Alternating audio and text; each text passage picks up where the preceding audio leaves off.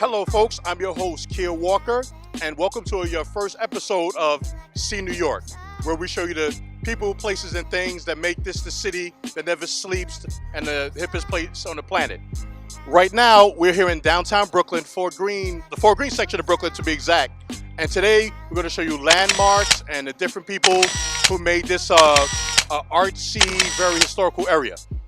Which I like to call Black Hollywood. I like to call like the Black Mecca. A lot of different celebrities have grown up here, have worked here, shot music videos, a lot of exciting things. So, follow me and I'll show you a lot of different things that since I would say growing up here, since the mid 80s, early 90s, and until today, it's been a very happening place. One of our first stops here in Fort Greene, Brooklyn, the historical Fort Greene, Brooklyn. This area here, I would say circa 1992, I met a gentleman. He gave me his card. Somebody just told me, Kier, you have to network to meet different people in the industry. So I said, let me network. So I'm trying to think how I made the connection. Andre Harrell, I knew it had to do with Uptown Records, right? So the gentleman wrote on his on the back of a business card I had, a clear part of it, he wrote Puffy Uptown A&R.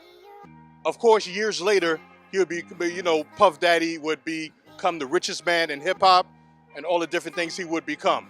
Also during that time in 1992, this is probably maybe even before I think he met B.I.G., which B.I.G., if anybody knows this area, grew not too far on St. James Place off of Fulton Street, So this is a very historical time for me, meeting P. Diddy there. I would have to meet probably 15 people to talk to their brother now, but at that time, you could just go up to to talk to P. Diddy. And I never called him. I just had the number because it said A&R. I didn't know what to ask him because this was really before I started interviewing celebrities and different things. But this is a very historical place for me. Also, too, to let you know how historical place this is. Okay, as the cameraman will pan to the street, after this party, which I will let you see. Spike Lee had a party at his at his place called the 40 Acres and the Mule Filmworks headquarters. He had a party there in '92 around where Malcolm X came out the movie. Here in the street there, as people were filing out, was pretty good. NBA world champion John Sally was in the street holding court, talking to a couple of people. I seen Q-Tip come out of here, Kadeem Hardison upstairs, and of course the man who made it all happen, Spike Lee, in the building as well. So it's very historical, and also to me because usually you would see that type of scene in Manhattan, but here to see that here in Fort Greene was very very interesting. But we'll show you, and down the block we'll show you something, another form of history.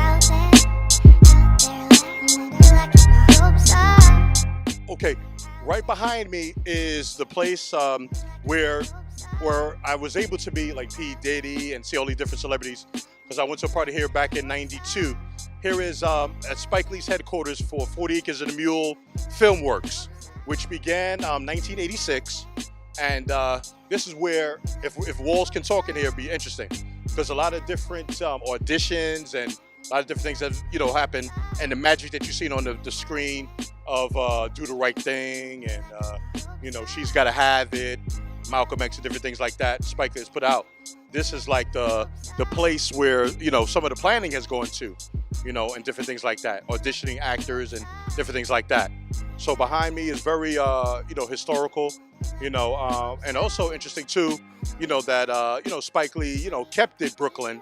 A superstar, from Brooklyn stayed here and, had his art, housed here in Brooklyn as well. So that's another interesting fact. So yeah, as you can see his flag and some of his music, poster memorabilia and different things, paintings and stuff, so this is, again, Spike Lee's 40 Acres and a Mule DreamWorks headquarters here in Fort Greene, Brooklyn. Oh, and folks, before we travel on, now that you got the history of Spike Lee and, his art and different things that he's done, like in the past and his headquarters, we're going to move around the corner to show you another aspect of history where Trey Songz filmed Gotta Go. His Gotta Go video was shot a few years ago. That's around the corner. The Lost Boy shot Renee around the corner. So a lot of historical things. So come follow me around the corner, Lafayette and South Elliott, and and I'll let you see where that magic happened on those two music videos.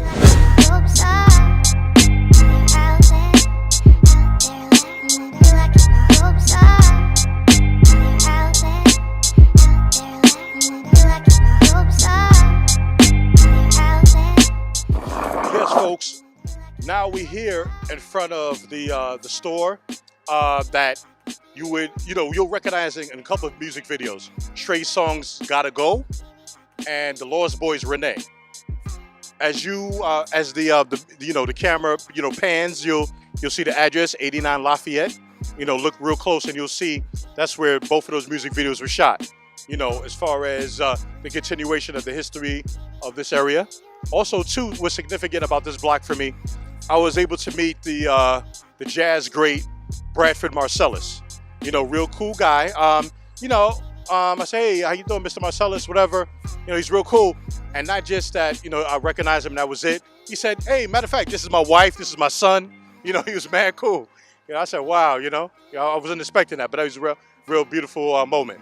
But this is another part of the history of Fort Greene, where we at Lafayette and South Portland. So you're in the area, you'll be able to say, wow, I passed by where they shot two music videos, nice R&B and rap, music video.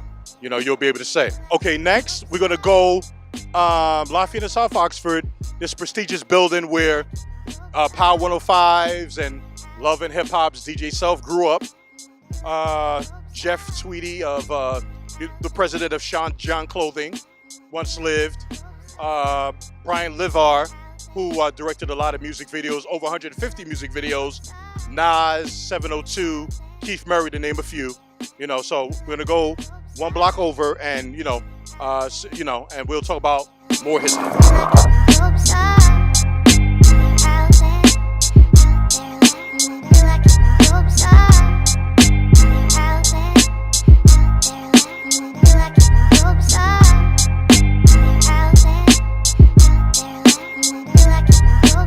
Yes, folks. We here one block over. We here on Lafayette and South Oxford. This building behind me is a very prestigious building. Me and DJ Self grew up here. We spend a lot of our lives here, but of course, moving out and different things. But yeah, we grew up here. Very, like I say, artsy, influential area. Before I get into DJ Self history and different things like that, other people who also made this place a home. Jeff Tweedy, he's the president of Sean John Clothing. Give you a little history about Jeff Tweedy. He also worked with Spike Lee as far as 40 Acres in the Mule Clothing. He was executive of there. Brian LeVar lived in his building a few years ago. He, influential music video director. He directed music videos by Keith Murray, 702, Nas, the Fat Boys, to name a few. And now he does a lot of fashion photography. So, Brian LeVar did a lot of different great things. Okay. I met one of Biggie's childhood friends here in this building, too, when I lived here. And me and him would chop it up, and he would tell me a lot of history about Biggie and, different things. So, who knows? Maybe we may revisit, doing a joint project about Biggie Smalls or whatever down the line. Who else? Wow. Who else? There's so many. There's somebody else I wanted to mention. It may come to me, but one of the most, I guess, interesting people who lived here, amongst the countless people, a writer from XXL I know lived here, actor who acted in The Wire lived here, so many different people. But one of the things I also wanted to tell you is, more importantly, DJ Self lived here. As a cameraman, we'll pan to the fourth floor.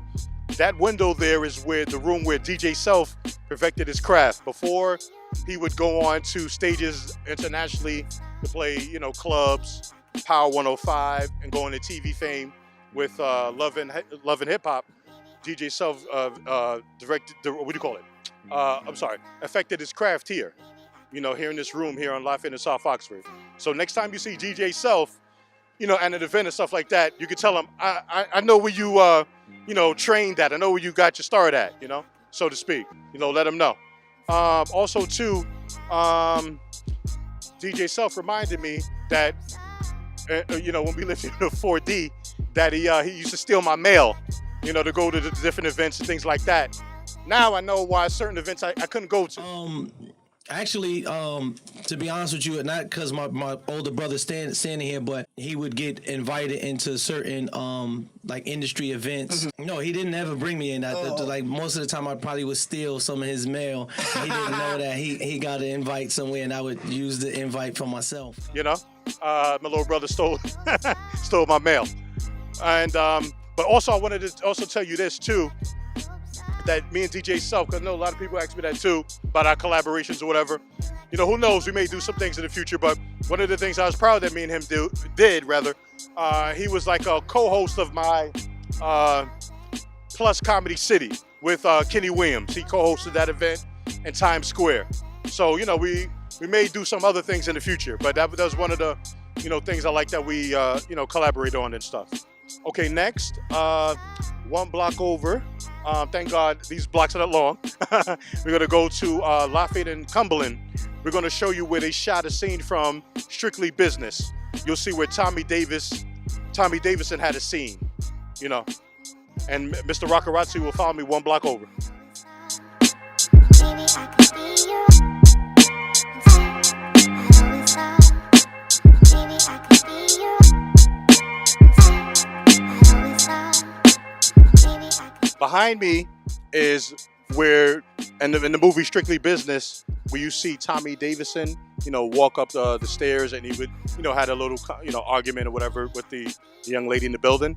This wasn't like, and just, so you could see the movie process of this area as well, movie making process of this area rather, that these stairs, not a Hollywood sound stage, not somewhere in Toronto, but right here in Brooklyn, New York.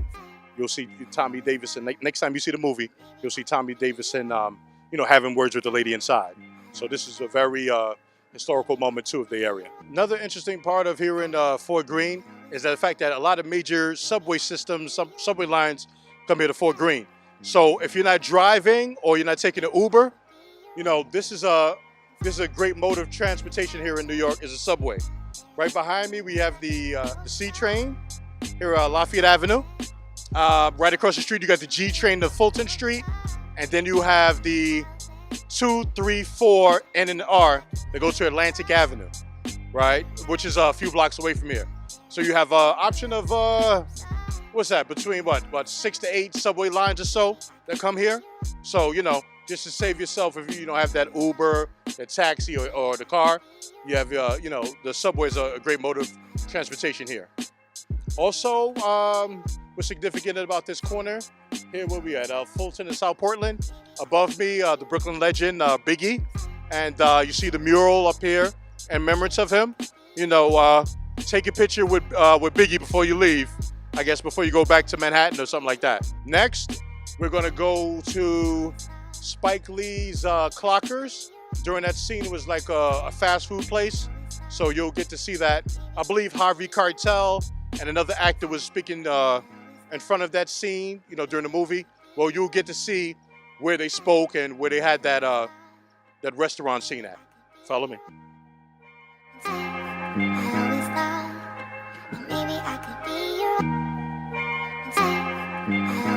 This is where Spike Lee shot Clockers.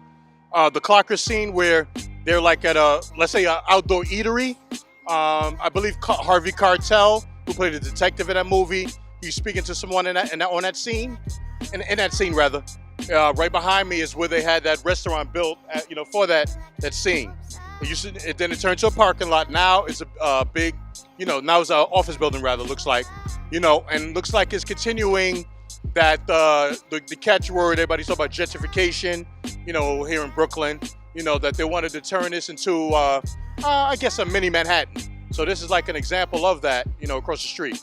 In closing, what I also wanted to tell you is that for future See New York episodes, We're going to be in the other 5 boroughs: Queens, Manhattan, the Bronx, Staten Island, and we're going to show you the landmarks that you've seen and other music videos, movies, magazines, etc. You know, you'll see it here from See New York. In closing, too, I want to also give a shout out to my boy Still a Mess. Give a shout out to the Plus Size in the City models. I want to give a shout out to my boy behind the lens, Mr. Rockerazzi, and everybody out there in YouTube, Facebook land. Until next time, peace.